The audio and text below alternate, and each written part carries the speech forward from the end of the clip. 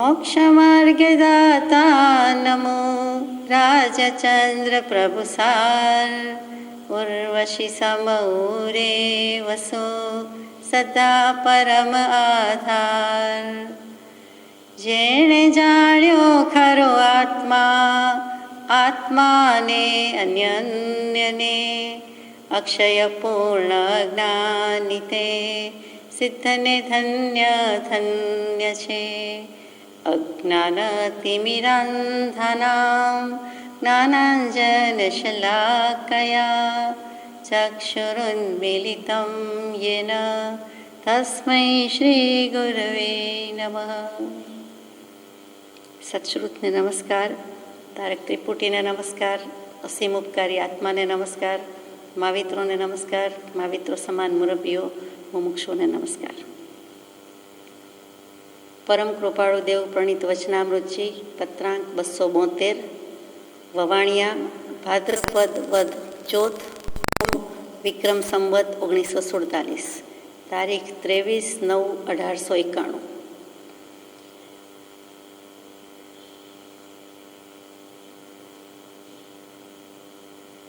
બસો 272માં પત્રની શરૂઆત કરીએ તે પહેલાં 268, 269, 270, 271નો ક્રમ વિચારીએ તો 268મો પત્ર એટલે કે પારસી રાડજવાસી જે બંગલામાં સ્થિત હતા તે પારસીને લખાયો હોય તેમ લાગે છે, મળી શક્યું નથી। અને તેમાં એક વાત એમ આવી કે આ જીવ ક્યાંથી આવ્યો છે। તેમાં આપણે વૈદિક દર્શનથી વિચાર કર્યો કે એક બ્રહ્મ અને એનો અંશ એ રીતે આવ્યો અને પાછો બ્રહ્મમાં ભળી જાય એટલે કે છેલ્લે મોક્ષમાં જાય। હકીકતમાં વિતરાગ દર્શનથી જ્યારે કોઈ પણ એક જીવ સિદ્ધ થાય છે એટલે અવ્યવહાર રાશિમાંથી એક જીવ વ્યવહાર રાશિમાં બહાર પડે છે, એટલે કે આત્મામાંથી જ આત્મા આવ્યો, કે શ્રીમાન અક્ષર પુરુષોત્તમ ધામ જે કહે છે ત્યાંથી આવ્યો એમ સમજાવ્યું છે। એટલે કે એક જીવ સિદ્ધ થયો, સિદ્ધાલયમાં સ્થિતિ કરી એટલે બીજો જીવ બહાર નીકળવાનો ચાન્સ મળ્યો, એટલે કે એક સિદ્ધ થતાં જાણે એમાંથી બીજાને ઉત્પત્તિ થઈ। હકીકતે આત્માથી આત્માની ઉત્પત્તિ એમ છે જ નહીં, પણ એવો આપણે અર્થ કર્યો। ત્યાર પછી એમાં કહ્યું કે કોનાથી પમાય, કેવી રીતે પમાય, તો જવાબ આપ્યો કૃપાળુદેવે સદગુરુથી, એટલે કે હદગુલુદી। એ ભાષા એ પૂરી થઈ, એ ફારસી ભાષાની વાત હતી। 269માં પત્રમાં લખ્યું કે અમને તો મોક્ષ કરતાં સંતની ચરણ સમીપતા બહુ વાલી છે, એટલે કે મોક્ષ કરતાં પણ સંતના ચરણ કમલ વાલા છે। એટલે ત્યાં શું કહ્યું તો કે સંતની વાત વિના, એટલે કે અંતની વાતમાં સંત વિના તંત પમાતો નથી। જે 128માં પત્રમાં મૂક્યું છે ફરીથી કે સંત વિના અંતની વાતમાં તંત પમાતો નથી, એટલે અલ્ટિમેટલી ફાઇનલી આખરે કેવલ જ્ઞાન મોક્ષ એમાં તો સંત જોઈએ છે। આ નિશ્ચય સમ્યક દર્શન છે, આ જ આત્મ અનુભવ છે, એમાં સદગુરુ સંત સત્પુરુષની છાપ વગેરેની જરૂર પડે છે। એટલે સંત વિના એ આખરી ફેંસલો કે નિર્ણય આવ। ત્યાર પછી 270માં કહી દીધું કે જ્ઞાન તે જ્ઞાન અભિપ્રાયની વાત આવી, કે અભિપ્રાય એક જ હોય વગેરે, એટલે શાસ્ત્ર આદિના જ્ઞાન કરતાં અનુભવ જ્ઞાનથી નિવેડો કે નિરાકરણ છે। પરમાત્મા એટલે કે બધામાં સંત સદગુરુ સત્પુરુષનો મહિમા જ ગાયો છે। અને એથી પછી જે 271મો પત્ર વિચાર્યો છેલ્લે તે કે શ્રીમાન સત્પુરુષની અનન્ય ભક્તિને અવિચ્છિન્ન ઈચ્છું છું, એમાં જણાવ્યું કે એક જ પદાર્થ અનન્ય પ્રેમે પરિચય કરવા યોગ્ય છે, તે કયો કે જેથી બીજા બધા પદાર્થનો પરિચય નિવૃત્ત થાય, એ તે કયો એટલે ત્યાં આત્માને પદાર્થ કીધો અને તેનો વિચાર કરવાનો છે। જે વસ્તુ સૌભાગભાઈને પછીના પત્રોમાં પણ લખી છે કે તમે પદાર્થને સમજો, અહીંયા અંબાલાલભાઈને લખ્યું છે, ત્યાં સૌભાગભાઈને લખ્યું છે। પદાર્થ કહેતા આત્મા એનો પરિચય કરવા યોગ્ય છે। અને સૌથી વિશેષ અગત્યની વાત કે તે કેવા પ્રકારે, તે કેવી રીતે થાય એનો વિચાર મુમુક્ષો કરે છે। ત્યાં આપણે યથાશક્તિ વિચાર્યું કે બિન સદગુરુ કોઈ ન ભેદ લહે અને બિના નયન પાવે નહીં બિના નયન કી બાત। કહેવાનું તાત્પર્ય કે સદગુરુ સંત સત્પુરુષનો મહિમા જ જે પુરુષે હે પ્રભુના પદથી શરૂ કર્યો છે તે હજુ પણ આગળ એમ જ આવે છે। પત્રાંક 272 કલ્લોલવાસી ઉગરીબેનના ભાઈ, એટલે કે જુઠાભાઈના પત્ની શ્રી ઉગરીબેન, જુઠાભાઈનો દેહ ત્યાગ થઈ ગયો છે એવા ઉગરીબેન, એ ઉગરીબેનના ભાઈ એટલે કે ઉગરીબેનનું પિયરનું ઘર તે કલ્લોલમાં પૂજ્ય કુંવરજીભાઈ મગનલાલભાઈને લખાયો છે। વવાણિયા ભાદ્રપદ વદ ચોથ ભોમ વિક્રમ સંવત 1947 તારીખમાં 22મી સપ્ટેમ્બર 1891। 2-2.5 લીટીનો પત્ર છે, પણ કેવો મર્મ છે કે જે મહત પુરુષનું ગમે તેવું આચરણ પણ વંદન યોગ્ય જ છે, એવો મહાત્મા પ્રાપ્ત થયે નિઃસંદેહપણે ન જ વર્તી શકાય તેમ તે વર્તતો હોય તો મુમુક્ષુએ કેવી દૃષ્ટિ રાખવી એ વાર્તા સમજવા જેવી છે. લિખિતંગ અપ્રગટ સત. જે મહત્પુરુષનું તે મહત્પુરુષનું, અહીંયા કૃપાળદેવની પોતાની જ વાત છે, અને છતાં કેવું લખ્યું છે કે જે મહત્પુરુષનું, જે મહાપુરુષનું, જે મહાત્મા, જે સમ્યક દૃષ્ટિ, જે સદગુરુ, જે સત્પુરુષ અરે પરમાત્મા, તેનું ગમે તેવું આચરણ પણ વંદન યોગ્ય છે, તો આપણે પણ સ્વીકારીએ છીએ કે એમ જ હોય. એવો મહાત્મા પ્રાપ્ત થયે નિઃસંદેહપણે ન જ વર્તી શકાય એમ તે વર્તતો હોય તો વિચારવાનું છે. તો જ્ઞાનીનું તો બધું જ આચરણ સદાચરણ જ હોય, પવિત્ર જ આચરણ હોય, કેમ કે એને શુદ્ધાત્માની પ્રાપ્તિ છે, એ પવિત્ર થયો છે એટલે અનુભવપૂત દૃષ્ટિ જ હોય. તો પછી તે પુરુષના આચરણ વિશે શંકા શું? 400મા નંબરનો પત્ર લખ્યો છે, એમાં મૂક્યું છે, શરૂઆત જ કરી છે, બ્લોક લેટર્સમાં ટાઇટલ રૂપે મૂક્યું છે કે તે પુરુષ નમન કરવા યોગ્ય છે, કીર્તન કરવા યોગ્ય છે, પરમ પ્રેમે ગુણગ્રામ કરવા યોગ્ય છે, ફરી ફરી વિશિષ્ટ આત્મ પરિણામે ધ્યાન કરવા યોગ્ય છે કે જે પુરુષને દ્રવ્યથી, ક્ષેત્રથી, કાળથી, ભાવથી કોઈ પણ પ્રકારનું પ્રતિબદ્ધપણું વર્તતું નથી. એટલે તે પુરુષ એટલે બીજો કોઈ નથી. ત્રીજો પુરુષ એક વચન પરમાત્મા તે અહીંયા કૃપાળદેવ પોતે જ છે કે તે નમન કરવા યોગ્ય છે, એનું કીર્તન કરવા યોગ્ય છે, એના વિશિષ્ટ પ્રેમે ગુણગ્રામ કરવા યોગ્ય છે. તો પછી બીજું તો બધું કરવાનું જ હોય, એટલું જ બાકી હોય, હજુ રહી જતું હોય તેમ વિશિષ્ટ પરિણામે આત્માનું ધ્યાન કરવા યોગ્ય છે. એ સદેહે સત્પુરુષ છે, એનો ઉપયોગ, એની ચેષ્ટા, એનું ધ્યાન કરવા યોગ્ય છે કે જે પુરુષ દ્રવ્ય ક્ષેત્ર કાળ ભાવથી અપ્રતિબદ્ધ થઈ ગયો છે. તો ત્યાં કૃપાળદેવે પોતાના પ્રત્યે ઉલ્લેખ કર્યો છે, અને તેમ છતાં કહે છે કે છતાં નિઃસંદેહપણે એમ ન જ વર્તી શકતો હોય, તો એ વર્તી શકતો નથી તે પ્રમાણે. એટલે એનું આચરણ એટલું સુંદર, ઉત્તમ, સર્વોત્કૃષ્ટ કોટીનું હોય છતાં વર્તી શકતો નથી, તો પછી મુમુક્ષુએ કેવી દૃષ્ટિ રાખવી? સત્પુરુષ નથી વર્તી શકતો, માનો કે અંતરંગ એનું પવિત્ર છે, શુદ્ધ છે, નિર્મળ છે, બાહ્ય આચરણ ચેષ્ટા એમ લાગે છે કે કૃપાળદેવ માનો કે તો વ્યવસાયમાં છે અને પરિવારમાં છે, તો એમનું આચરણ દૂરથી બહારથી એવું લાગે, બીજા કોઈ જીવો પ્રત્યેનું લાગે, એમના હાવભાવ ઉઠબેસ ક્યાંય પણ અસંગ ઉપયોગ તરફ લક્ષ જવાના બદલે, નિર્વિકલ્પતાનો લક્ષ થવાના બદલે બીજો કોઈક વિચાર આવે, વિકલ્પ આપે, તો મુમુક્ષુએ એવું શું કરવું જોઈએ, કેવી દૃષ્ટિ રાખવી જોઈએ, એ સમજવા જેવી છે. એ વાર્તા એટલે એ કથન, એ વૃત્તાંત, એ હકીકત, એ જે કંઈ વર્તના આચરણ બીના બને છે તે સમજવા જેવી છે. હવે આપણે તો આમાં શું કહી શકીએ? તો કે વેદાંત દર્શનની વાત લ્યો તો આપ જાણો છો તેમ ઈચ્છા પ્રારબ્ધ, અનિચ્છા પ્રારબ્ધ, પરેચ્છા પ્રારબ્ધ. તો ઘણીવાર વાત આવી છે કે જનકજી વગેરે ટેસ્ટથી રાજ કરે છે, ક્યારેય અજંપો ખેત નથી કે ક્યારે હું રાજપાટ છોડું, ક્યારે સંન્યાસ લઉં અને ક્યારે પરિગ્રહનો ત્યાગ કરવો અને આત્મકલ્યાણ કરવું. અને તેમ છતાં દેહને આત્મા ભિન્ન, દેહ છતાં દેહાતીત દશા, વિદેહી દશા, એ જનકજીની પરિવારમાં જેટલા જનકજી થયા છે, વિદેહી વંશના છે, બધાની એ દશા હતી, આપણે જાણીએ છીએ.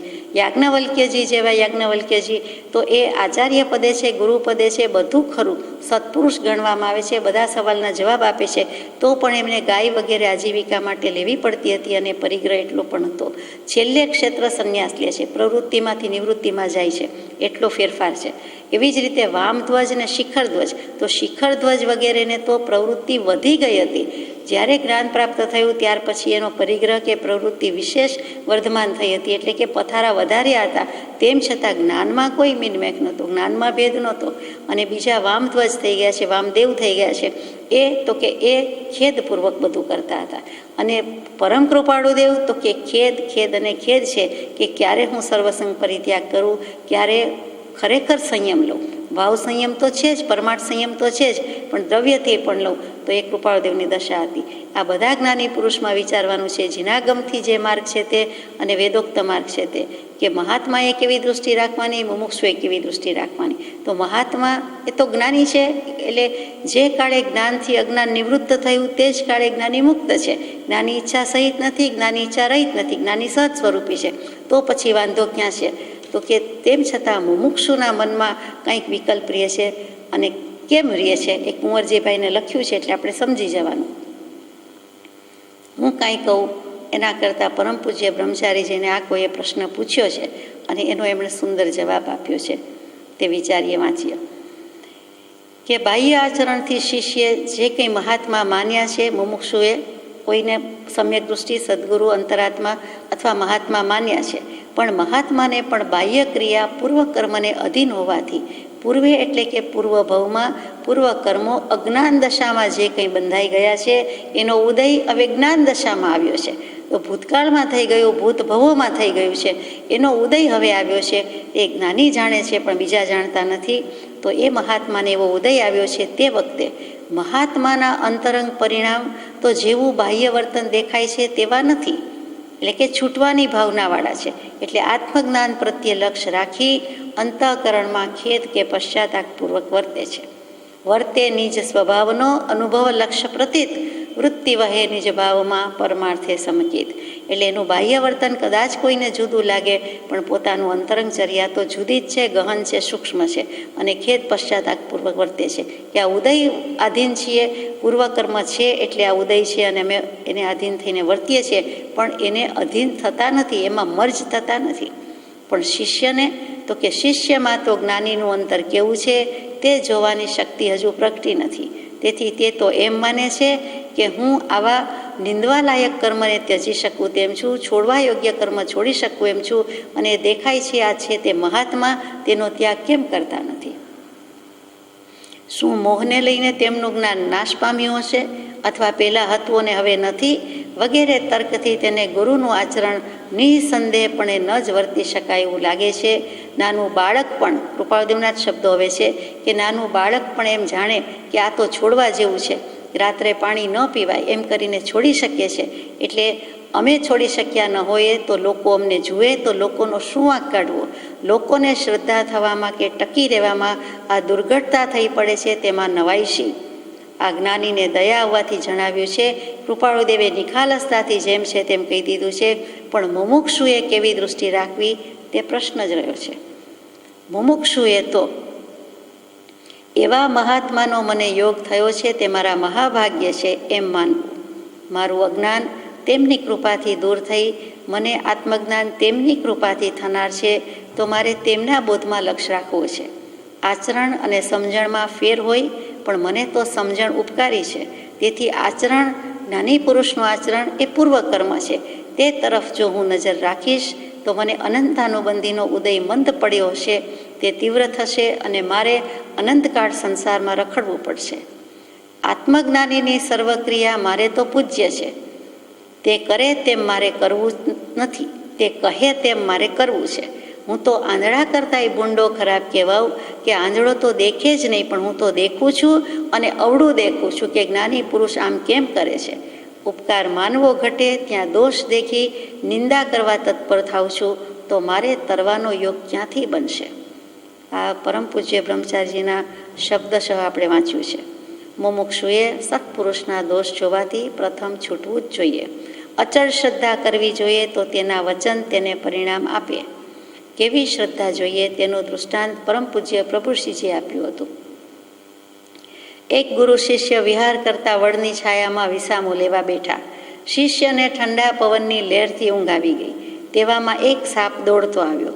તેને રોકીને ગુરુએ પૂછ્યું કે શું કામ આવ્યો છે? તેણે કહ્યું, સાપે કહ્યું કે તમારા શિષ્યના ગળાનું લોહી પીવા પૂર્વના વેરથી હું આવ્યો છું. ગુરુએ તેને થોભાવ્યો અને કહ્યું કે હું તને તેના ગળામાંથી લોહી કાઢીને આપું છું. એમ કહી શિષ્યના ગળાની ચામડી ચપ્પુથી કાપવા લાગ્યા. ત્યાં શિષ્ય આંખ ઉગાડી પણ ગુરુને જોયા એટલે આંખ મીચી દીધી અને માન્યું કે ગુરુ જે કરતા હશે તે મારું ભલું જ કરતા હશે, સારું જ કરતા હશે.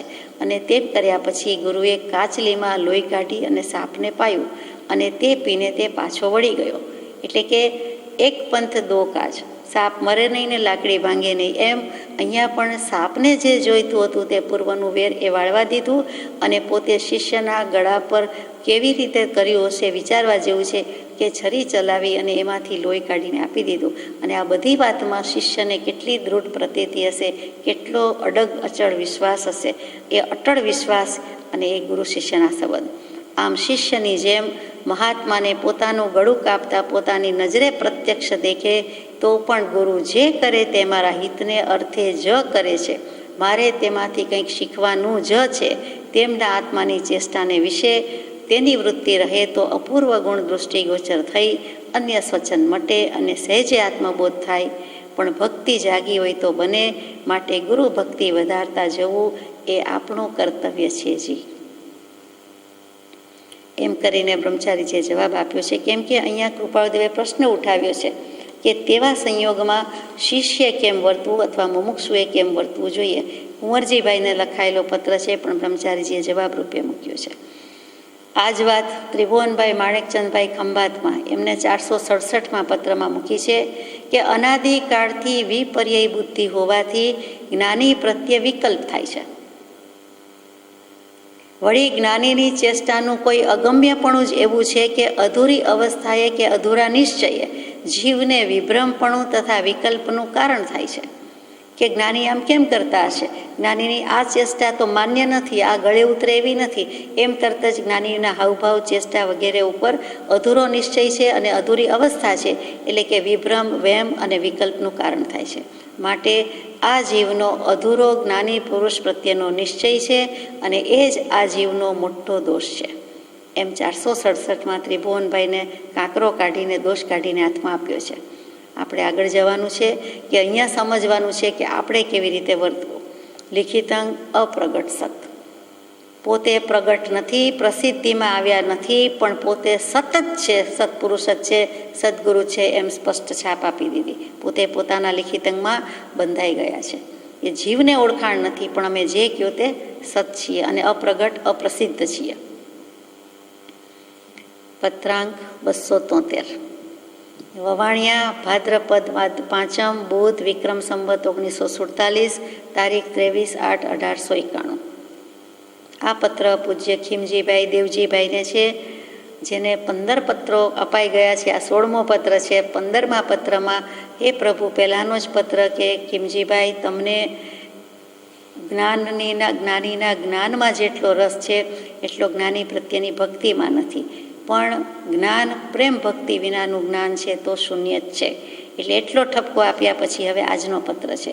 કેમ કે ખીમચંદભાઈએ કંઈક જવાબ લખ્યો છે, એટલે કૃપાળુદેવ હવે પ્રત્યુત્તર પાઠવે છે કે વિગત લખી તે જાણી. આ કચ્છી મુમુક્ષુ હતા, મુંબઈમાં જ વસતા હતા અને સમાગમ કરતા હતા. તો તેમને લખ્યું કે વિગત લખી તે જાણી, ધીરજ રાખવી અને હરિ ઈચ્છા સુખદાયક માનવી, એટલું જ આપણે તો કર્તવ્ય રૂપ છે. એટલે કંઈક વસ્તુ લખી છે, કંઈક ઉપાધિમાં છે, સકંજામાં આવ્યા છે, ભીડામાં ફસાયા છે અને પછી લખ્યું છે. એટલે કહ્યું છે કે ધીરજ રાખવી અને હરિ ઈચ્છા સુખદાયક માનવી. માનો કે સટ્ટા વ્યાપારમાં કંઈ કોઈએ ગુમાવ્યું હોય, તમે તમારા પિતાશ્રીએ તો ગુમાવ્યું હશે, તો પણ ધીરજ રાખવી. એમ બનવા કાળ હશે, હવે ધ્યાન રાખવું. એવી રીતે માનો કે લગ્ન નથી કરવા અને પરાણે સંસાર મંડાવે છે કે લગ્ન કરવા જ પડશે અને કંઈક એટલો બધો ફોર્સ આવ્યો હોય અને તમે હા પાડી હોય કે પાડવી પડી હોય, તો એમ જ કે હરિ ઈચ્છા સુખદાયક માનવી અને આપણે કર્તવ્યરૂપ છે. આ બે બાબતનું સમજાય છે પત્રના અનુસંધાનથી. હકીકતમાં શું હોય તે આપણને ખબર નથી. કળિયુગમાં અપાર કષ્ટે કરીને સત્પુરુષનું ઓળખાણ પડે છે. એટલે હજુ ખીમજીભાઈને પડી જ ગયું છે એમ નથી. તમે અત્યાર સુધીના પત્ર વ્યવહારમાં ને આજ સુધીના સત્સમાગમ પછી પણ હજુ તમને પડ્યું છે કે કેમ? તો કે કળિયુગમાં, આ કળિયુગ છે, વિષમ દુષમ કાળ છે, એમાં અપાર કષ્ટે કરીને સત્પુરુષનું ઓળખાણ પડે છે. તમે ઘણા બધા કષ્ટ ભોગવ્યા છે, ઘણા એડજસ્ટમેન્ટ કર્યા, ઘણું ફ્લેક્સિબલ થયા, પણ યથા યોગ્ય યોગ્યતા આવી કે કેમ? અને તેમાં વળી કંચન અને કાંતાનો મોહ પરમ પ્રેમ આવવા ન દે તેમ છે. માંડ કરીને આત્મસન્મુખ થતા હોય, સ્વભાવ સન્મુખ થતા હોય કે સદગુરુ સન્મુખ થતા હોય, કંઈક આત્મકલ્યાણની ભાવના હોય, ત્યાં વળી વડીલો, મુરબ્બીઓ અથવા તો જે કયો તે વળી કંચન કે કાંતાના મોહમાં લઈ જાય. કંચન સોનું માત્ર અર્થ નથી થતું, પણ પરિગ્રહ, બિઝનેસ, વ્યવસાય, નોકરી, ધંધા, આજીવિકા માટે જે કંઈ કરવામાં આવે તે, અને જે હોય તેમાં વધારો કરવો, પથારો કરવો, પ્રસ્તાર વિસ્તાર કરવો, તે કંચનનો મોહ. સોનાના ભાવ ગમે ત્યારે વધતા જ હોય છે. આજે વધ્યા છે, કૂદકે ભૂસકે વધે છે, એટલા કદાચ નહીં હોય, એ સ્પીડમાં ફરક હશે, પણ ભાવ તો વધેલા જ છે. તો એ રીતે માત્ર સોનાનો મોહ નથી, પણ હકીકતમાં સોનાનો જ છે કે સોનું જ દેખાય છે જ્યાં ત્યાં, અને સોનું ભેગું કરવા માટે સોનામાં, બિસ્કિટમાં, લગડીમાં ઇન્વેસ્ટ કરવા માટે, સેવિંગ્સ કરવા માટે જે કયો તે, અથવા તો પ્રસંગ કાઢવા માટે. પણ ત્યાં કંચન કહેતા કોઈ પણ પ્રકારનો પરિગ્રહ, જે 9, 14, 10 પ્રકારના કહીએ છીએ અંતરંગ પરિગ્રહની પરિગ્રહની વાત નથી, મિથ્યાત્વ કાઢવાની વાત કોઈ કરતું નથી, પણ બાહ્ય પરિગ્રહની વાત કરે છે. તો કે કંચનનો મોહ છે, તો એ એક બધાને આડું આવે છે. બીજો આપણી જ વાત ચાલે છે, કાંતાનો મોહ છે. કાંતા કહેતા સ્ત્રી, બીજું કાંઈ નથી. તો કે એક કન કરું કામિની તો મોટી તલવાર, ઉઠ્યો તો જેને ભજન કુ બીચ મેં લિયો માર. હું તો જે ભગવાનના ભજન કરવા જ જતો હતો, રાગ દ્વેષને જીતી લીધા છે એવા જીન ભગવંતની ભક્તિમાં જ જતો હતો, ઉઠી જ ગયો હતો, ત્યાં વચ્ચે બે તલવાર આડી આવી ગઈ, એક કંચનની એક કામિનીની, અને માંડ માંડ કરતો હતો, ત્યાં મોટા સંસારમાં પડી ગયો, ઊંડા કૂવામાં પડી ગયો, અને કંઈ મારું ધાર્યું કરી શકતો નથી. એટલે ત્યાં કંચન અને કાંતાનો મોહ સત્પુરુષ પ્રત્યે પરમ પ્રેમ ન આવવા દેમ છે તેમ છે. એટલે કે પ્રેમ વેચાઈ જાય છે.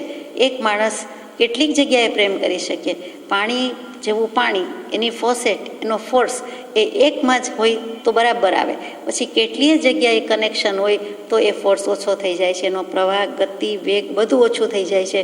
તો વ્યક્તિ કોના પર પ્રેમ કરે? એટલે જ પંચ પરમેષ્ઠી કીધું કે બીજું બધું ઈષ્ટ લાગે છે, ગમે છે, પણ ભગવાન બાંધી રહે છે કે તારે પરમ પ્રેમ તો પરમાત્મા પ્રત્યે જ કરવો, એટલે પરમેષ્ઠી પ્રત્યે કરવો. પરમ ઈષ્ટ છે તો પરમેશ્વર કે પરમાત્મા પ્રત્યે પ્રેમ કરે તો કોઈ જીવને બીજા પ્રત્યે પ્રેમ કરવાનો વારો આવે જ નહીં, એના માટે કાંઈ બાકી રહે જ નહીં. પણ અહીંયા ઊંધું છે કે બીજી વ્યક્તિએ બીજી વસ્તુ, કંચન અને કાંતા, નિત્ય અને અનિત્ય, બંને અનિત્ય જ પદાર્થ છે, છતાં જાણે કાંતા નિત્ય લાગે છે અને કંચન પણ નિત્ય લાગે છે. એવા અનિત્ય પદાર્થ પ્રત્યે મોહ બુદ્ધિ આવી જાય છે, અને તે સત્પુરુષ પ્રત્યે ઓળખાણ, પરિચય કે પ્રેમ થવા દેતું નથી. ઓળખાણ પડીએ અડગપણે ન રહી શકે એવી જીવની વૃત્તિ છે. માનો કે સેજ સેજ કોઈ વાર ઓળખાણ પડ્યું તો અટળ, અચલ કે અડગપણે રહી શકતો નથી. વેવરિંગ માઇન્ડ છે, તરત જ બદલાઈ જાય છે, ચલવિચલ પરિણામ છે. સમય સમયે પરિણામ બદલાઈ જાય છે, જેમ પર્યાય બદલાઈ જાય છે તેમ, તો થોડા વર્ષ, થોડા વખતમાં તો બદલાઈ જાય, એમાં નવાઈ નથી. તો કડીકાળ હોવાથી વધારે જલ્દી બદલાઈ જાય છે. આપણને નગારું જોયું છે ને ખબર છે કે વગાડીએ તો શું અવાજ આવે? ધન ધન જ બોલે, ધીન ધીન નથી બોલતું, નગારું ધન ધન જ બોલે. વિચાર કરી જોજો, વગાડી જોજો. તો એ ધન ધન જો જળ પદાર્થ છે એ ધન ધન જ બોલે, તો જીવતો જાગતો ચેતન તો ધન પાછળ હોય જ, એમાં નવાઈ શું? એમ સંસ્કૃત સાહિત્યમાં સુભાષિતકાર કહે છે કે નગારું જો ધન ધન બોલે તો માણસો તો ધન ધન કરે જ, ધનલક્ષ્મી પાછળ જ પડેલા છે, એમ કરીને ઘણું કહી દીધું છે.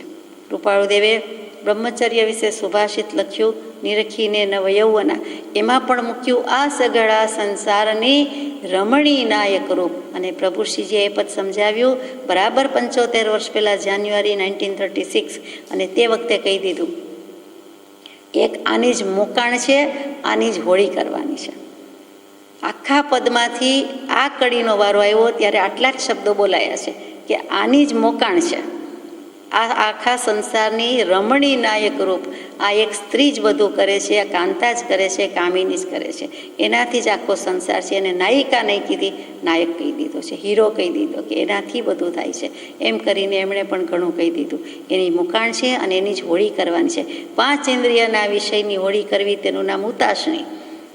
અને એ જ કરવા માટે આપણે દેવવંદનમાં ગાઈએ છીએ કે ધ્યાન ધૂપમ મનઃ પુષ્પમ પંચેન્દ્રિય હુતાશનમ. એટલે બ્રહ્મચર્યની સર્વોત્કૃષ્ટતા સ્વીકારી છે, સાબિત કરી દીધી છે કે પાત્ર વિના વસ્તુ ન રહે, પાત્રે આત્મિક જ્ઞાન, પાત્ર થવા સેવો સદા બ્રહ્મચર્ય મતિમાન. એટલે પાત્રતા માટે, યોગ્યતા માટે, એ યોગ્યતાની પ્રાપ્તિ માટે સૌથી મોટું મહાન મહત્વનું સાધન હોય તો તે બ્રહ્મચર્ય, બ્રહ્મચર્ય, બ્રહ્મચર્ય. સત્સંગ સહેલું, પહેલું ને વહેલું, પણ મહત્વનું ને મોટું તો કે બ્રહ્મચર્ય. એટલે તેનો મહિમા આટલો ગાયો છે. અને ક્યારેય અનાદિકાળમાં કોઈ પણ જીવને એક ઇન્દ્રિય ઓછામાં ઓછી હતી ને હતી. એટલે અનાદિકાળથી સ્પર્શેન્દ્રિય પહેલી ઇન્દ્રિય છે, એનો અધ્યાસ તો જીવને છે જ. એટલે સ્પર્શેન્દ્રિય જીતવી મહાવિકટ છે, અને પછી રસેન્દ્રિય જીતવી એટલી જ વિકટ છે. એ સ્પર્શ અને રસ, કાયા અને જીભ, એ 2 ઇન્દ્રિય તો બધાને પહેલાં એક ઇન્દ્રિય હતી તો કાયા, ધ બોડી ઇટ સેલ્ફ, એક જ સેન્સ હતી, સેન્સ ઓફ ટચ ઓનલી. ત્યાર પછી આ રસની આવી, રસના, એનું નામ જ રસના, રસજ્ઞા, જે રસને જાણે છે તે જીભ, અને તેની વાત આવી. તો એ 2માં જ એ સલવાયો, ફસાયો અને એમ જ રહ્યો. એટલે એ 2 ઇન્દ્રિયના વિષય, પછી 5 ઇન્દ્રિયના વિષય, તો એમાં ને એમાં એનું પ્રવર્તન છે. પણ આગળ કહી દીધું, સોનું દેખે મુનિવર ચડે વગેરે આપણે કહેવત જાણીએ છીએ, પણ આગળ કહી દીધું કે તેમાં જે નથી મૂંઝાતા તેને નમસ્કાર. કાંતા કટાક્ષ વિશિખૈ લુલંતી ન યસ્ય લોકત્રયમ જયતિ કૃત્સ્નમ ઇદમ સહધીરઃ. કાંતા એટલે કે સ્ત્રી, કામિની જે કયો એના કટાક્ષરૂપી બાણ છે એ જેને લોભાવતા નથી, એમાં જે લલચાતો નથી, એ 3 લોકમાં જીત કરી ગયો, 3 લોક ઉપર વિજય મેળવી ગયો, અને તેને જ અમે ધીર પુરુષ કહીએ છીએ. એમ પણ આપણે વ્યાખ્યા વાંચી છે, સાંભળી છે. એટલું જ નહીં, પણ સંસ્કૃત સાહિત્યના મૂર્ધન્ય જે કવિ કુલગુરુ કાલિદાસ કહીએ કે પ્રથમ પંક્તિના કહીએ કે એકલું કાલિદાસ તો બોલાય જ નહીં, સામાન્ય માણસનું નામ હોય તો કાલિદાસભાઈ કહેવાય, પણ આ કવિ કુલગુરુ વિશેષણ બોલાઈ જાય તેવા કાલિદાસજીએ પણ શું કહ્યું કે વિકાર હેતૌ સતિ વિક્રિયંતે યેશામ ન ચેતાંસી તે એવ ધીરાહ. વિકારના પ્રત્યક્ષ બળવાન નિમિત્ત હાજર હોવા છતાં જેને સેજ માત્ર વિકાર થતો નથી તે ધીર પુરુષો છે. જેના ચિત્ત જરાય ચલિત થતા નથી તે ધીર પુરુષ છે. તે મૂંઝાતા નથી, તે ગભરાતા નથી, આકુળ વ્યાકુળ થતા નથી. આપણે તો નાની મોહાશક્તિમાં મૂંઝાઈ જઈએ તો એને મુમુક્ષુ કહેતા નથી. કૃપાળુદેવ કે સર્વ પ્રકારની મોહાશક્તિથી મૂંઝાઈ એક મોક્ષ માર્ગની વિશે યત્ન કરે તે મુમુક્ષુ. તો સર્વ પ્રકારમાં આ તો પહેલી જ આસક્તિ આવી, અને એ જો છૂટી ન શકે તો આગળ કેવી રીતે જવાય? એટલે હંમેશા બ્રહ્મચર્ય વ્રતના પાલનનો, શીલ વ્રતનો મહિમા અપરંપાર દરેક જ્ઞાની પુરુષોએ ગાયેલો છે.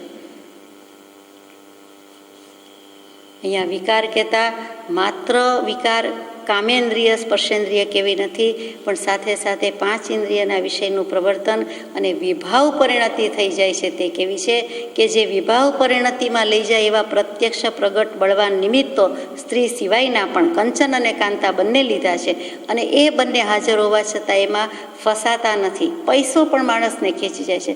કંચન કાંતા દ્વિતીયો પરમેશ્વર, એને બીજો ભગવાન કીધો છે.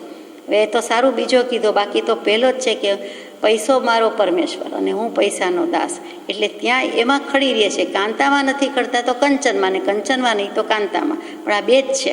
એટલે કાંતા કટાક્ષ વિશિખા કીધું અને વિકાર હેતુ કીધું. એટલે આ બંને જોતા અથવા તો બધું જોતા વિભાવ પરિણતિમાં જ લઈ જાય છે. એટલે વિભાવના બળવાન નિમિત્ત હોવા છતાં વિભાવમાં નથી જતા તે ધીર પુરુષો છે, અને તેને નમસ્કાર કર્યા છે. વ્યવહારમાં એમ જ કહેવાના છો આપ કે લક્ષ્મી વિના કાંઈ નથી. બહુ અગાઉ આવી ગયું છે અપલક્ષ્મી ને સુલક્ષ્મી, ધનલક્ષ્મી વગેરે, એટલે સારી લક્ષ્મી ને ખરાબ લક્ષ્મી. પણ વ્યવહારમાં જે ઉક્તિ જાણીતી છે તે કે યસ્ય અતિ વિત્તમ સહ નરહ કુલીનઃ, જેની પાસે ધન છે તેને જ સમાજ કુલીન માણસ કહે છે. કે ધનવાન છે એટલે કુલીન, કુલીન છે માટે ધનવાન એમ નથી, પણ ધનવાન છે માટે કુલીન. સહ પંડિત, એ જ મોટો અભ્યાસી પંડિત કહેવાય છે. સહશ્રુતવાન ગુણજ્ઞ, એ બધા ગુણનો ધરાવનારો એટલે કે ગુણિયલ પણ એ જ કહેવાય છે. શ્રુત પણ એની પાસે છે, શાસ્ત્ર પણ એને આવડે છે એમ કહેવાય છે. શું કામ? તો કે પૈસો છે. સહ એવા વક્તા, એને જ બધા મોટો કરે છે, બોલવાનું કહે છે, વક્તા કરે છે, વક્તા તરીકે માને છે. સહજ દર્શનીય, એને મળવા જાય છે, એનો મેળાપ ઈચ્છે છે, એના દર્શન કરવા જાય છે. કોણ? તો કે ધનવાન છે માટે. સર્વે ગુણાહા કાંચનમ આશ્રયંતે, એના પરથી કહેવત આવી, આ શ્લોક પરથી આવી કે દરેક ગુણ કે બધા જ ગુણ સોનામાં રહેલા છે. એટલે કે સોનું જેમ શુદ્ધ સંપૂર્ણ ધાતુ કહેવાય છે બધી મેટલમાં, એવી રીતે અહીંયા પણ બધાને સોનું હોય તો જ ગમે છે, પૈસો હોય તો જ ગમે છે, એમ જ્ઞાની પુરુષ કહે છે. હકીકતમાં આત્મા કીધો એટલે એ સોનાનો જ છે. એની પાસે 5 ઇન્દ્રિય, 6ઠું મન છે, તો એના જેવો કોઈ સુખી નથી. એ પહેલું સુખ તે જાતે ન રહ્યા, પણ તનકર સુખિયા બહુરે દેખિયા, જે દેખિયા રે દુખિયા રે. પછી ધનવાન જોઈને એમ થાય કે ધનકર સુખિયા બહુરે દેખિયા, જે દેખિયા તે દુખિયા રે. અને મનના તો કે મનકર સુખિયા, મનધર સુખિયા બહુરે દેખિયા, જે દેખિયા તે દુખિયા રે. એમ થાય મારે તો માનસિક કોઈ ઉપાધિ નથી, બધું સુખ છે, ચોથારા જેવું સુખ છે, આનંદ મંગળ છે, બધું વેલ સેટ છે. પણ આપણે સેટ થયા જ નથી. આમ જુઓ તો આત્મા આત્મામાં ઠરે તો એને સેટ કહેવાય, બાકી અપસેટ જ છે. તેમ છતાં માને કે સેટ થઈ ગયા. એટલે આ જે બધી વાત છે વિચારવા જેવી છે, સમજવા જેવી છે કે ભગવાને ખીમજીભાઈના નામે ઘણું કહી દીધું છે. છેલ્લી વાત કે ઘન અને ધન લખવામાં જરાક ફેર પડી જાય. ઘને ધ એમાં કમ્પ્યુટરની લેંગ્વેજમાં તો બહુ જ સરખા આવે, કાંઈ ફરક આવે જ નહીં. કેટલાકના અક્ષર એવા હોય એટલે ફરક નહીં. કેટલીક વખત આંખમાં વાંચવામાં તકલીફ પડે તો ઘનો ધ ને ધનો ઘ થાય, તો કે બંને ઘણી રીતે સરખા છે. ધન ધન લક્ષ્મી, ઘન વાદળું, તો કે વાદળું બંધાય ક્યાં અને ક્યારે બંધાય અને વર્ષે ક્યાં, એવી જ રીતે ધન કોના નસીબનું કોણ વાપરે છે, ખાય છે, કહેવાતું નથી. એટલે બંનેનું ઠેકાણું નથી. મળવાનું હોય, પૂર્વની પુણ્યાય હોય તો જ લક્ષ્મી પણ મળે છે, નહીં તો ગમે તેટલું કરો પણ લક્ષ્મી મળતી નથી. એટલે આ ભવની પુરુષાર્થ કે બહાદુરી હોવા કરતાં પૂર્વનું કંઈક પુણ્ય હોય તો જ મળતી હોય છે. ત્યાં પ્રારબ્ધની મુખ્યતા વધારે છે, પુરુષાર્થની ગૌણતા છે. એટલે ત્યાં લક્ષ્મીની વાત આ રીતે મુકાઈ છે. આગળ જઈએ. 274 પત્રાંક 274 વવાણિયા ભાદ્રપદ વદ 5 બુધ વિક્રમ સંવત 1947 તારીખ 23/9/1891. કોને લખાયો છે તે અનુપલબ્ધ છે. સત હાલ તો કેવળ અપ્રગટ રહ્યું દેખાય છે. જુદી જુદી ચેષ્ટાએ તે હાલ પ્રગટ જેવું માનવામાં આવે છે. યોગાદિક સાધન, આત્માનું ધ્યાન, અધ્યાત્મ ચિંતન, વેદાંત શુષ્ક વગેરેથી પણ તે તેવું નથી. બધા સતની વાત કર્યા કરે છે. સત કેમ, સત શું, સત પ્રાપ્ત થયું, અમને આત્મ પ્રાપ્ત થયો, અમે આત્માનું ધ્યાન કરીએ છીએ, અમને આત્મજ્ઞાન થયું છે, અથવા તો સત આને જ કહેવાય. કંઈક પ્રકાશ દેખાઈ જાય, ધ્યાન ધરતા હોઈએ મેઘધનુષ્ય જેવું દેખાય, અથવા આપણું શરીર એકદમ ઉચકાઈ જાય, આંકડાના રૂ કરતાંય હળવું ફૂલ લાગે અને કોઈ વાર સીસા કરતાંય ભારેમાં ભારે લાગે, તો એ બધા યોગાદિક સાધનમાં એવા અનુભવ થાય છે. તો એને કોઈ આત્મ સાક્ષાત્કાર કે આત્માનુભવ માની લઈએ તો તેમ તો નથી. સત હાલ તો કેવળ અપ્રગટ રહ્યું દેખાય છે. કૃપાળુદેવ કહે છે એવો કોઈ દેખાતો નથી કે જેને સત પ્રાપ્ત હોય. એ વખતે પણ આચાર્ય, ઉપાધ્યાય, મુનિ, સાધુ સાધ્વીજી હતા, ધુરંધર હતા, ઘણા હતા, તો પણ કહે છે કે કેવળ અપ્રગટ, સાવ છેક જ, બિલકુલ તદ્દન અપ્રગટ રહ્યું દેખાય છે. પોતે છે એટલે કહેવું પડે છે કે અપ્રગટ સત, લિખિતંગ અપ્રગટ સત. અમને પ્રગટ થયું છે પણ અમે પ્રસિદ્ધ થયા નથી, કીર્તિત થયા નથી, બહાર પડ્યા નથી, બહાર આવ્યા નથી, લોકોને કહેવું પણ નથી. એટલે કૃપાળુદેવ કહે છે કે હાલ તો કેવળ અપ્રગટ રહ્યું દેખાય છે. જુદી જુદી ચેષ્ટાએ તે હાલ પ્રગટ જેવું માનવામાં આવે છે. એટલે કે યોગના સાધનમાં આત્માનું ધ્યાન કરે, કાળસર કરે, પ્રેક્ષા ધ્યાન કરે, વિપશ્યના કરે, વગેરે વગેરે કરે, પણ તેથી કંઈ તે આત્મજ્ઞાન કે આત્મધ્યાન નથી. વેદાંત શુષ્ક, આત્મા એ જ પરમાત્મા છે, બહિરાત્મા છે એ જ પરમાત્મા થાય છે, ભવ્ય જીવ છે, વગેરે વગેરે કહીને જૈન કે વેદાંત, વેદાંત કે વિતરાગ, એ પણ શુષ્ક જ્ઞાનથી માની લે કે હું ભગવાન આત્મા કે હું પરમાત્મા, તો એમ પણ માની લેવા જેવું નથી. પ્રગટે ત્યારે માનવા જેવું છે. તેવી દશા ન હોય ત્યાં સુધી સામાન્ય મુમુક્ષુ કે જિજ્ઞાસુ તરીકે રહેવું વધારે સારું છે. એ પણ લખી દીધું છે. આપણે જાણીએ છીએ કે સત સંબંધી કૃપાળુદેવે ઘણા પત્રો લખી દીધા છે. સત શું, સત સાચું, સત સારું, સત અસ્તિત્વ, સત આત્મા, સત શું નથી એ સવાલ છે. તો કે 208-9 પત્રમાં કહી દીધું કે ગમે તે નામે, ગમે તે આકારે, ગમે તે પ્રકારે જ્ઞાની પુરુષોએ સતને અનંત નામોએ કહ્યું છે. એમાં ઈશ્વર, અલખ, નિરંજન, પરમાત્મા, બ્રહ્મ, પરબ્રહ્મ, આ બધા જ શબ્દો ગમે તે લાવો તો તે સત, સત ને સત જ છે. જીનનો સિદ્ધાંત છે કે જડ કોઈ કાળે જીવ ન થાય અને જીવ કોઈ કાળે જડ ન થાય. તેમ સત કોઈ કાળે સત સિવાયના બીજા સાધનથી ઉત્પન્ન હોઈ શકે જ નહીં. જીનનો સિદ્ધાંત, વિતરાગનો સિદ્ધાંત છે કે જડમાંથી ચેતન ન થાય ને ચેતનમાંથી જડ ન થાય, અથવા જડ પોતે કોઈ દિવસ જીવ ન થાય, જડ જીવ ન થાય ને જીવ જડ ન થાય. એ તો આપણે વિચાર્યું છે કે ના સતો વિદ્યતે ભાવો, ના ભાવો વિદ્યતે સત. જે ભગવદ્ ગીતામાં 2 અધ્યાયમાં મૂક્યું છે કે જે વસ્તુ છે જ નહીં, હોય તેનો નાશ નહીં, ને હોય તે નહીં હોય, નથી તે નથી, ને છે તેનો નાશ થતો નથી, રૂપાંતર પામે છે. એક સમય તે સૌ સમય ભેદ અવસ્થા જોઈ. એ આપણે સમજી ગયા. આત્મસિદ્ધિજી શાસ્ત્રથી પણ સ્વીકાર્યું કે જળથી ચેતન ઉપજે, ચેતનથી જળ થાય, એવો અનુભવ કોઈને ક્યારેય કદી ન થાય. તો પછી સત ક્યાંથી આવે છે? તો કે સત કોઈ કાળે, એટલે 3 કાળમાં ક્યારેય સત સિવાયના બીજા કોઈ સાધનથી ઉત્પન્ન ન જ થાય.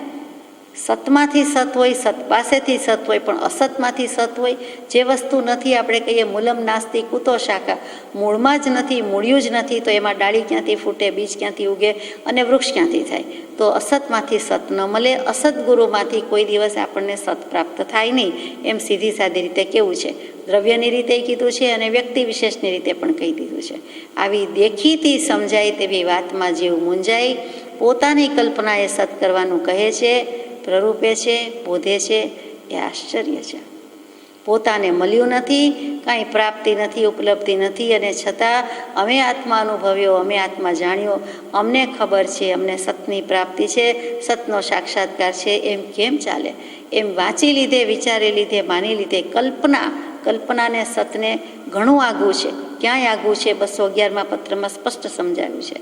તો એ જે બધા પત્રો 211, 273, 274, 216, 260 એ બધામાં કહી દીધું છે કે જે કંઈ છે તે સત છે, અને સત સરળ છે, સુગમ છે, સર્વત્ર તેની પ્રાપ્તિ હોય છે, પણ સતને બતાવનાર સત જોઈએ.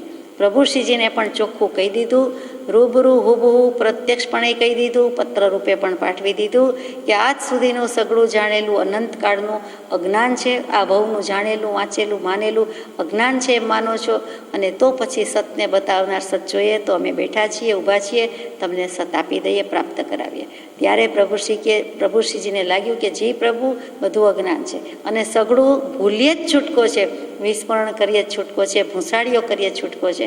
ત્યારે ચોખ્ખા થઈ ગયા કે ના, કાંઈ નહીં, મારું કાંઈ નહીં, મેં જે કર્યું તે કાંઈ નથી, એકડા વિનાના મીંડા છે. પ્રભુશ્રીજી જેવા આચાર્ય મુનિ ભગવંત જો એવું કરી શક્યા, તો આપણે આપણી બુદ્ધિ ઉપર તો, સમજણ ઉપર તો મુખમીંડુને તાણ ચોકડી કરવા જેવું જ છે કે તો કંઈક પામી શકે.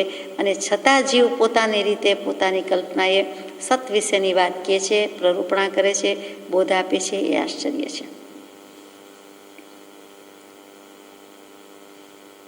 જગતમાં રૂડું દેખાડવા માટે મુમુક્ષુ કંઈક આચરે નહીં, પણ રૂડું હોય તે જ આચરે.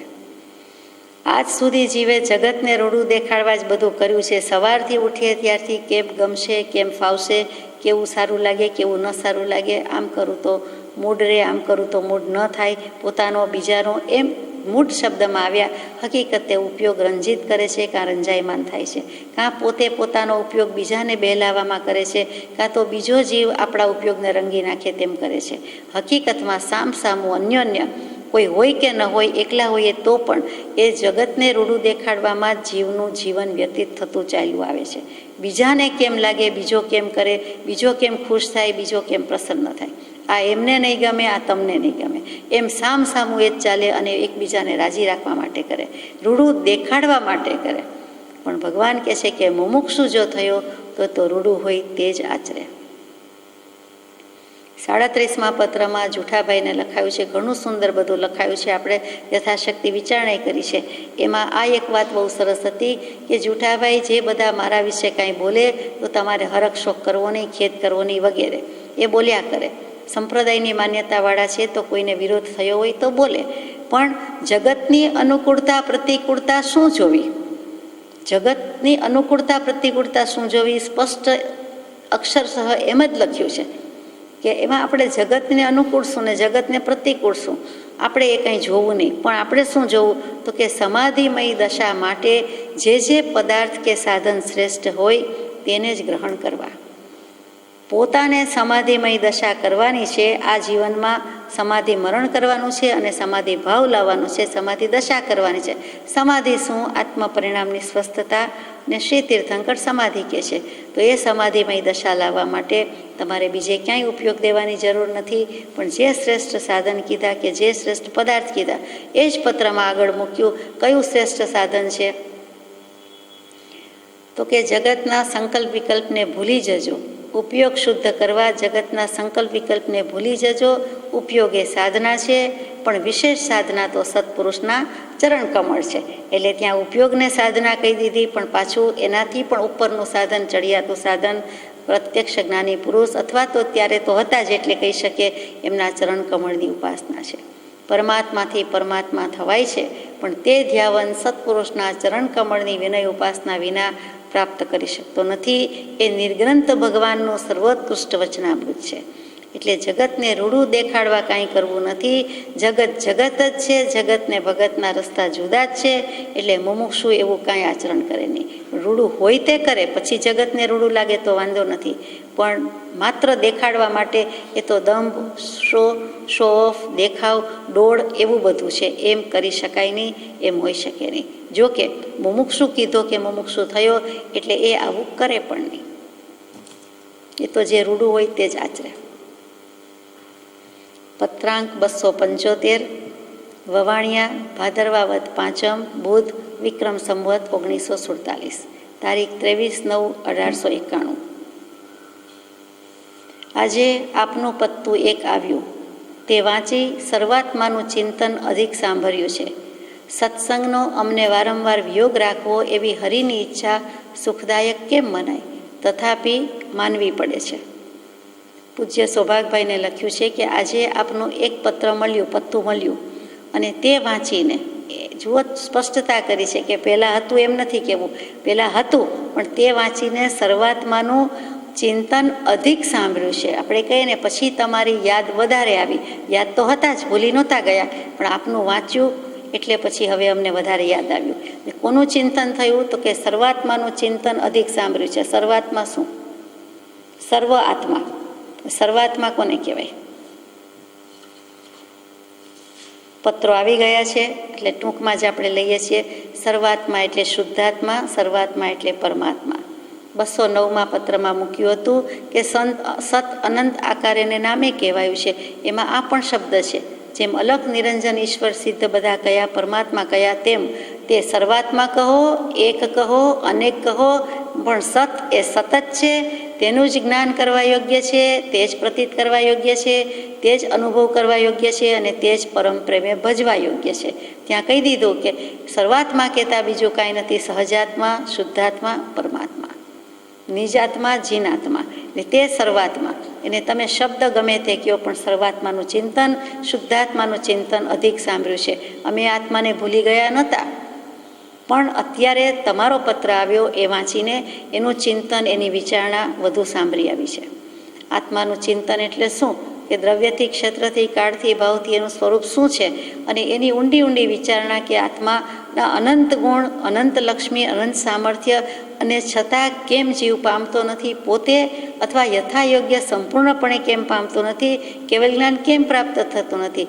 સમ્યકપણે ખરેખરું વિચારે તો 9મે સમયે કેવલ જ્ઞાન થાય, છતાં હજુ કેમ કેવલ જ્ઞાન નથી. ઋષભદેવ ભગવાનને 1000 વર્ષ થયા, મહાવીર સ્વામીને 12.5 વર્ષ થયા, ટુ બી એક્ઝેક્ટ 12 વર્ષને 6.5 માસ થયા.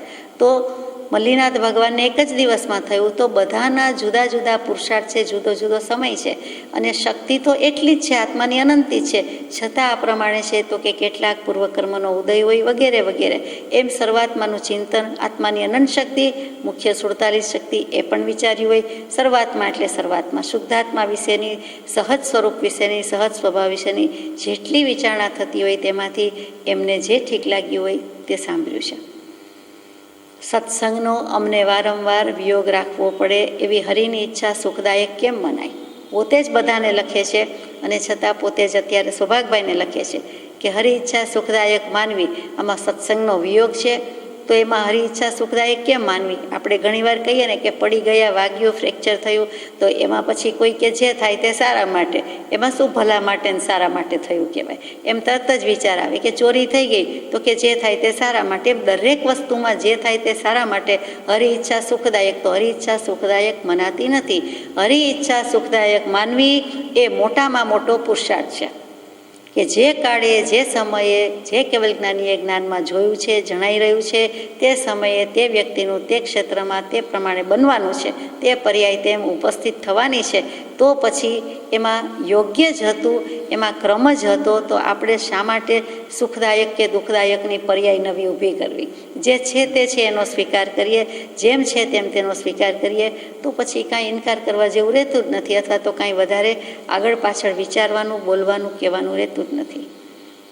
એટલે સત્સંગનો વિયોગ છે એ કૃપાળુદેવને માન્ય થતો નથી. એટલે કે છે એ કેમ મનાય કે હરિ ઈચ્છા સુખદાયક છે?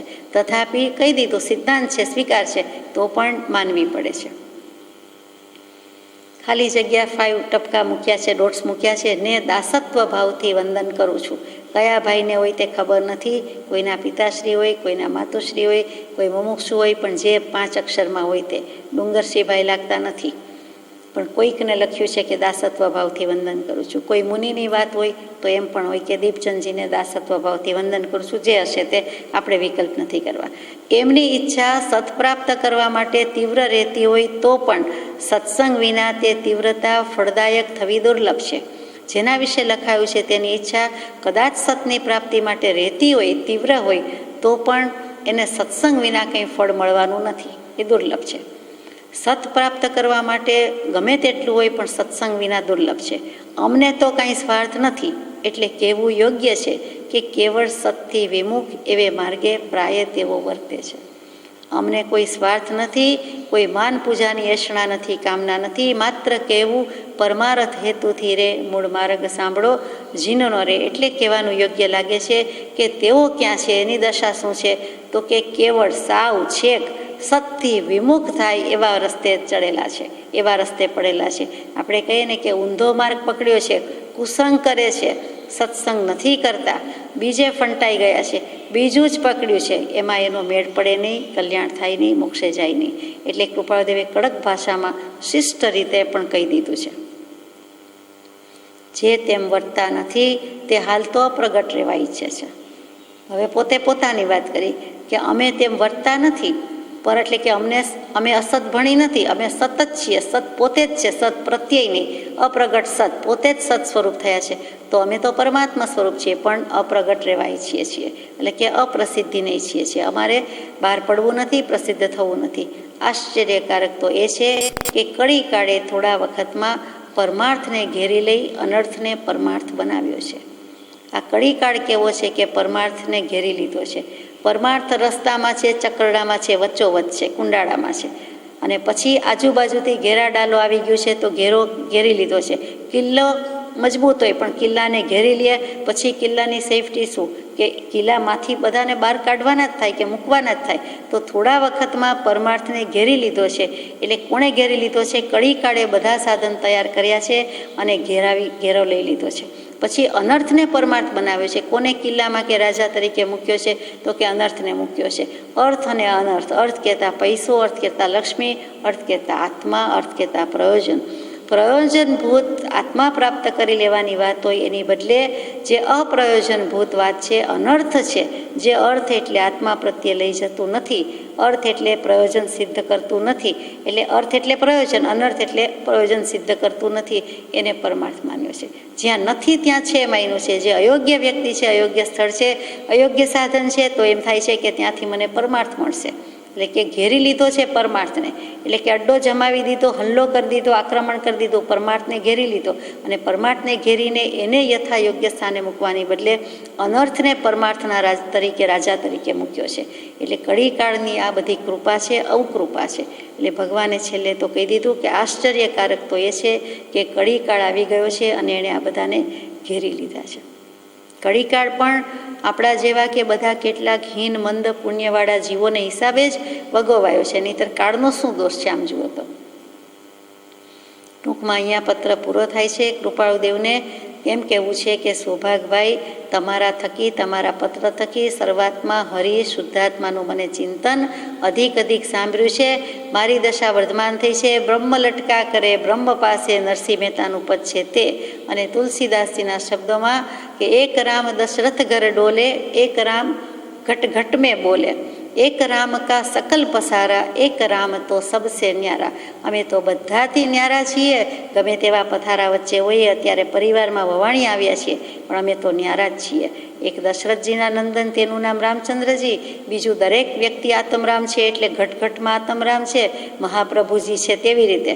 અને એવી જ રીતે એક રામના સકલ પસારા, એટલે કે વેદાંતની માન્યતા પ્રમાણે એક બ્રહ્મમાંથી જ બધા અંશ છૂટા પડ્યા છે અને પાછું બ્રહ્માંડમાં ભળી જાય છે, કે એક બ્રહ્મમાં ભળી જાય છે. અને એક રામ તો સબસે ન્યારા, એટલે આપણે એકલ રામ આત્મરામ છીએ. અને વિપરીત કાળમાં એકાકી હોવાથી ઉદાસ, અને હવે સર્વ અવસ્થાને વિશે ન્યારો સદા જણાય, પ્રગટરૂપ ચૈતન્યમય એ એંધાણ સદાય. અહીંયા કોઈ ફેર પડતો નથી. આપણે તો ન્યારા છીએ. કળી કાળે શું કરે? ભલે ને પરમાર્થને કરી મૂક્યો હોય, અનર્થને ઘેરી લીધો હોય, પરમાર્થને ઘેરી લઈને અનર્થને પરમાર્થ મૂક્યો હોય, બનાવ્યો હોય, મારે શું, આપણે શું, એમ જે વાત છે તે કૃપાળુદેવે કહી દીધી છે. પત્રાંક 276, વવાણિયા, ભાદરવા વદ સાતમ, વિક્રમ સંવત 1947, તારીખ 24/9/1891. પૂજ્ય અંબાલાલભાઈને લખાયેલો પત્ર છે. વિગતવાર પત્ર અને ધર્મજવાળું પત્તું પ્રાપ્ત થયું. હાલ ચિત્ત પરમ ઉદાસીનતામાં વર્તે છે. એક દિવસ 2 દિવસ પહેલાં એમ લખે છે કે સર્વાત્માનું ચિંતન અધિક સાંભળ્યું છે, હવે શુદ્ધાત્મા સહજાત્મામાં જ રહે છે, એટલે ચિત્ત પરમ ઉદાસીનતામાં વર્તે છે, પરમ વિતરાગતામાં વર્તે છે. વર્ધમાન સમકિત થઈ ટાળે મિથ્યાભાસ, ઉદય થાય ચારિત્રનો વિતરાગ પદવાસ. લખવા વગેરેમાં પ્રવૃત્તિ થતી નથી, જેથી તમને વિશેષ વિગતથી કંઈ લખવાનું બની શકતું નથી. ધર્મ જ જણાવશો કે આપને મળવા માટે હું એટલે કે અંબાલાલ ઉત્કંઠિત છું. જે ધર્મજવાસી પત્ર હતો, ધર્મજવાસીનો સત્સમાગમ કરવા માટે સારી એવી સલાહ સૂચનથી ભરપૂર પત્ર હતો. તે 167મો પત્ર. એ જ વાત આગળ જાય છે કે કોઈક કબીરપંથી છે, પૂર્વભવ યાદ છે, કૃપાળુદેવને યાદ છે, એટલે એને એમ થાય છે કે તેઓ શ્રી પૂર્વભવમાં અમે સાથે હતા, ગુરુબંધુ જેવા હતા, કોઈક ભવમાં હતા, તો એને જો યાદ આવી જાય તો અંબાલાલભાઈ થ્રુ અથવા બીજા ધર્મજવાસી કેટલાક ખંભાતવાસી મુમુક્ષુઓ દ્વારા સત્સંગ કરવાની ભલામણ કરી છે કે જેના યોગે અમારું કંઈક નામઠામ આપ્યા વિના કંઈક ઓળખાણ આપો અને તે જીવને યાદ આવી જાય. એટલે કેટલો પ્રયત્ન કરે છે, જ્ઞાની પુરુષ કેટલી કૃપા કરે છે. તો ધર્મ જ જઈને જણાવશો કે આપના મળવા માટે હું અંબાલાલ ઉત્કંઠિત છું. આપના જેવા પુરુષના સત્સંગમાં આવવા મને કોઈ શ્રેષ્ઠ પુરુષની આજ્ઞા છે. મને કોઈ શ્રેષ્ઠ પુરુષ નામ નહીં આપવાનું, પણ કોઈકની મને આજ્ઞા થઈ છે, એટલે હું આપને મળવા આપના સત્સંગમાં આવ્યો છું. તો બનતા સુધી દર્શન કરવા આવીશ. એટલે કે હજી તો પરમિશન લેવાની છે, ફોન તો છે નહીં, એટલે પછી લખી જણાવવાનું છે, પછી જવાની વાત છે. તેમ બનવામાં કદાપી કોઈ કારણે વિલંબ થયો તો પણ આપનો સત્સંગ કરવાની ઈચ્છા મને મંદ નહીં થાય. માનો કે આપ હા ના કરો કે હું આવી શકું નહીં, કે મને વિલંબ થાય, તો પણ મારી ઈચ્છા મંદ નહીં થાય. એટલે કે મારું મન મોડું પડી જશે નહીં, મારા ભાવ કે પરિણામ મંદ થઈ જશે નહીં. મારે તો આવું જ છે, મારી ઈચ્છા તો અકબંધ જ છે, પહેલાંય હતી, અત્યારે લખું છું, અને આપ હા ના કહેશો તો પણ ઈચ્છા કાંઈ મંદ થવાની નથી. એ પ્રમાણેના અર્થથી લખશો. કેવું લખવું?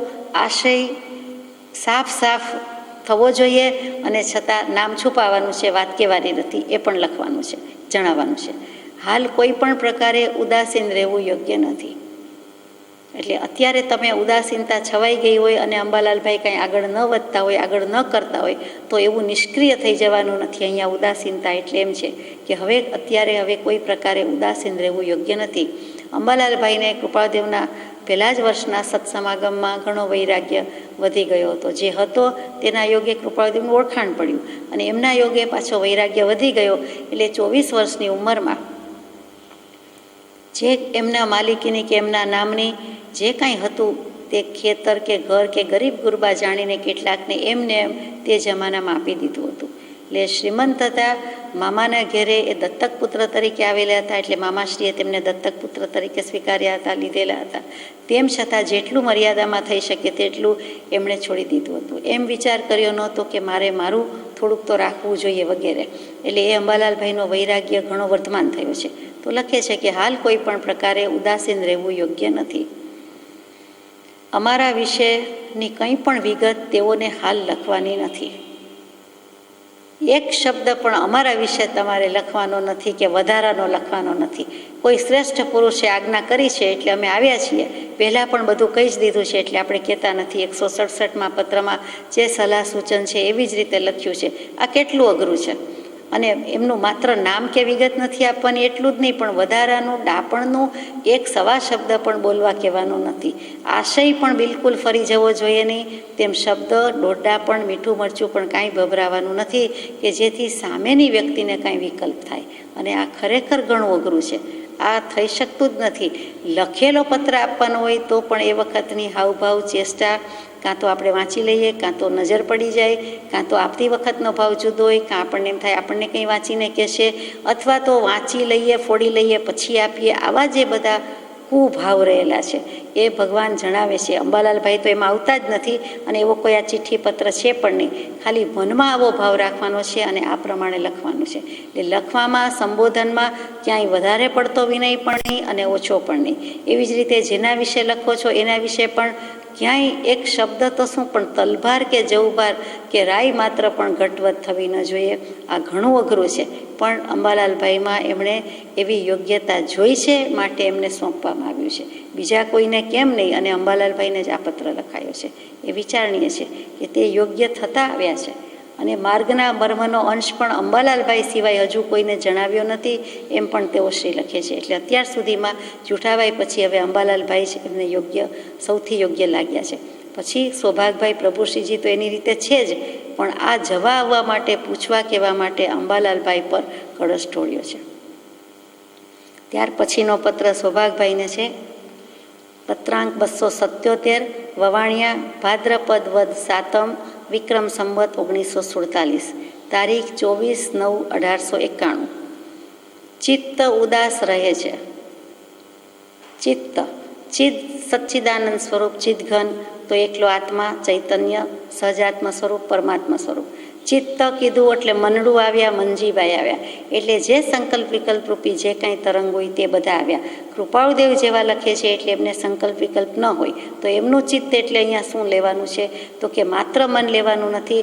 અને મનના જે ભાગ પડે છે તે મન, પછી મન, બુદ્ધિ, ચિત્ત, અહંકાર એમ જે 4 ભાગ પાડ્યા, અંતઃકરણની વૃત્તિના 4 ભાગ, એમાં મન નથી લખ્યું પણ ચિત્ત લખ્યું છે. એટલે કે આત્માની જે કંઈ વિચારણા થયા કરે છે આત્મા સંબંધી, એમાં પણ ઉદાસ રહે છે. બીજા સંકલ્પ વિકલ્પ તો કરતા જ નથી, પણ આત્માની વિચારણા કરવાનું પણ અમને ગમતું નથી, અથવા એમાં પણ ઉપયોગ દેવો ગમતો નથી. શાસ્ત્ર પડ્યું છે તો વાંચવું જ, ઉપયોગ એમાં કાંઈ દેવાની જરૂર નથી. તો ઘણીવાર લખે કે વ્યવહાર પૂરતા પાના ફેરવું છું પણ એમાં કંઈ મેં વાંચ્યું નથી, અથવા તો વ્યવસ્થિત એક એક અક્ષર શબ્દ વાંચવાની જરૂર પણ નથી, એવું કરતા નથી. તો અહીંયા ચિત્ત ઉદાસ રહે છે. મનનો જે રોલ છે તે સંકલ્પ વિકલ્પનો છે. બુદ્ધિનો છે તે કાંઈ પણ નક્કી કરીને નિશ્ચય કરવાનું કામ છે, નિર્ધાર કરવાનું કામ છે. અને અહંકાર છે તે હુંપણાનો ભાવ છે. તો ચિત્તનું શું છે તો કે આત્મચિંતન, વિચારણા. કોઈ પણ વિચાર કર, વિચાર તો પામ. તો બીજા વિચાર કે વિકલ્પ સંકલ્પ છે નહીં એટલે આત્મવિચારણા છે. તો આત્મવિચારણા ભણી પણ ઉદાસીનતા છે, કંઈ ગમતું નથી. અને જે કંઈ ગમતું નથી તે જ બધું નજરે પડે છે અને તે જ સંભળાય છે. ઘરે આવ્યા છે આટલા વખતે મુંબઈ છોડીને, અને છતાં એમ થાય છે કે કંઈ ગમતું નથી, અને જે ગમતું નથી તે જ બધું નજરે પડે છે. વ્યવહારમાં કેટલીય વ્યક્તિ એમ કહેતી હશે કે સાચી વાત છે, ઘર કે ઘરના કોઈ ગમતા નથી તો એમ ન ચાલે. આ કૃપાળુદેવ છે, આ ભગવાન છે, પરમાત્મા છે, એની દશા જ જુદી છે, એનો ઉપયોગ જુદો છે. એ શુદ્ધાત્મ સ્વરૂપને પામ્યા છે, સહજ સ્વરૂપી થયા છે, એટલે તેઓ શ્રી કહે અને વ્યવહારમાં જીવો કે એમાં આસમાન જમીનનો ફેર છે. તો અહીંયા there is no comparison as such. અહીંયા કહે છે કે ગમતું નથી એટલે શું તો કે ક્યાંય શુદ્ધ સમજ, બોધ, જ્ઞાન, સમજણ કાંઈ કરવા જેવું લાગતું નથી, કાંઈ વાંચવુંય ગમતું નથી, એટલે કાંઈ જાણવાની કાંઈ જાણે જરૂર જ રહી નથી. ગમ ટુ નો, ગમ ટુ ગો, જે ગમતું નથી તે જ બધું નજરે પડે છે. આત્મા સિવાયની બધી વાત હોય તો એ ગમતી વાત નથી, એવું જ બધું નજરે પડે છે, અને તે જ સાંભળવા મળે છે, તે જ સંભળાય છે. આત્માની વાત હોય, આત્માના નારા લગાવ્યા હોય તો બધું ગમે.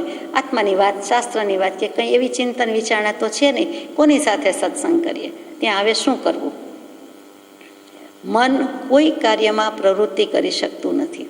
હવે ચિત્ત પછી મનની વાત આવી કે સંકલ્પ વિકલ્પ કરવા જોઈએ કે થવા જોઈએ, તે કોઈ કાર્યમાં અમારી પ્રવૃત્તિ થઈ શકતી જ નથી. એટલે કે મનનો રોલ જ બંધ થઈ ગયો છે. મન હોવા છતાં મન ક્યાંય પરિણત થતું નથી, પ્રવૃત્તિ કરતું નથી.